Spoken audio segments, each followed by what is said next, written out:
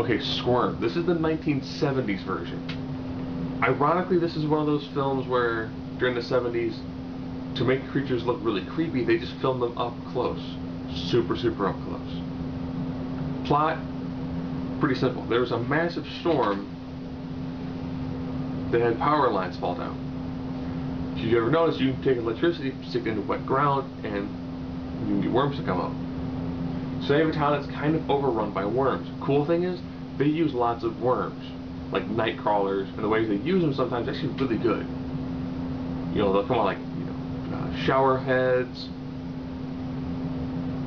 So essentially, if you're scared of worms, and they do scenes where you can tell it's, a couple in a room full of worms.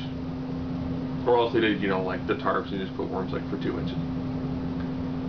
So that nice kind of creepy feel, and at the same time it does also have that pseudo cheesy like 70s horror feel to it. The worm effects look good, except when they actually attack somebody, they attach them to their face, because then it just looks almost as someone just stuck Play-Doh with like a little bit of blood onto it, because they don't get that much natural movement. All in all, I found it to be pretty interesting.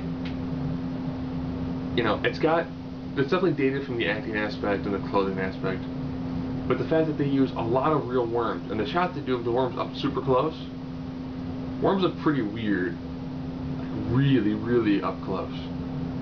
So, pretty interesting.